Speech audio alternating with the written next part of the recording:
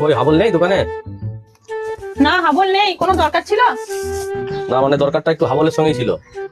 আমাকে বলতে পারেন আপনি? না দরকারটা খুব পার্সোনাল দরকার ছিল, ওকে ছাড়া বলা যাবে না। আমি হাবলের দিদি, আপনি আমাকে বলতে পারেন। ওই একটু বাজার গেছে, আমাকে দোকানে বসেই রেখে গেছে। আর আমাদের ভাই বোনের মধ্যে কোনো পার্সোনাল ব্যাপার নেই, আপনি আমাকে বলুন। না আমি অ্যাকচুয়ালি ব্যাংক থেকে আসছি তো, তা মার্চের ইয়ার এন্ডিং চলছে, যাদের সব বকেয়া লোন আছে সেই লোনগুলো সব ছেড়ে দেওয়া হচ্ছে, মানে লোনগুলো আর লাগবে না। তা আপনার ভাইয়ের নামে কোনো বড়সড় লোন কিছু আছে কি, বলুন আমাকে একটু। হ্যাঁ তাই বুঝি, আমার ভাইয়ের না একটা 12 লাখ টাকা লোন আছে। ওই লোনের কিস্তি নিয়ে আমরা করে জলে পুরে মরে যাচ্ছি। শোধ হয়ে গেলে তো খুব ভালো হয়। আচ্ছা, আপনার ভাইয়ের নামে তাহলে 12 লাখ টাকার একটা লোন আছে। কোনো 4 চাকা আছে আপনার ভাইয়ের? না না, কোনো 4 চাকা নেই আমাদের।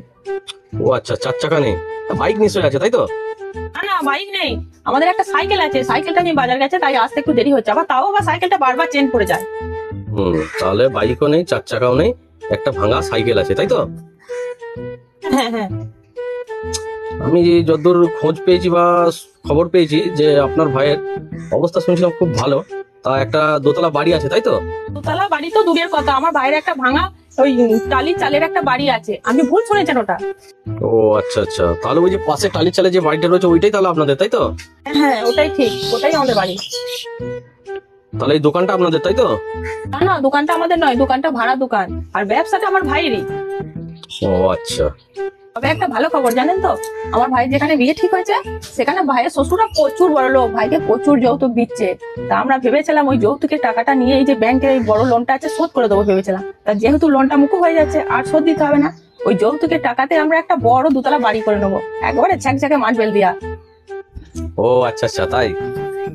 ঠিক। হ্যালো, হ্যাঁ মেসমশাই, হ্যাঁ আমি বলছি। আরে এই কোন হারাবাতে ঘরে তুমি বিয়ে ঠিক করেছো?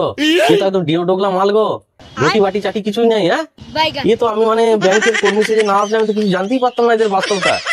ছি ছি ছি ছি ছি ছি, মেয়েটাকে তো গলায় একদম হাঁড়ি বেঁধে জলে ফেলে দিচ্ছিলেন। হ্যাঁ খেতে পেতো না তো, 2 দিন পর ভিক্ষা করতে তো মেয়েটাকে। ছ্যা ছ্যা ছ্যা ছ্যা। আর কিছুদিন পর ওই মেয়ে জামাই দুজনে গিয়ে তোমার ঘাড়ে বসতো, দিয়ে ক্যান্সারের রোগের মতন অবস্থা হতো। সারা জীবন খাইয়ে যাও, শেষ খরচা করে যাও, জীবনটা শেষ হয়ে যেত। তার আগেই যাক আমি এসে দেখে নিলাম, তাই একদম হবে না, এখানে বিয়ে দেওয়াই চলবে না গো। এটা মেয়ের দাদা ব্যাংকের লোক নয়? আরে আপনি আসুন আসুন, বসুন আসুন। দূর ছাই, আমি এখানে দাঁড়াবোই না, তা আবার বসবো। বিয়ে ক্যান্সেল হবে না।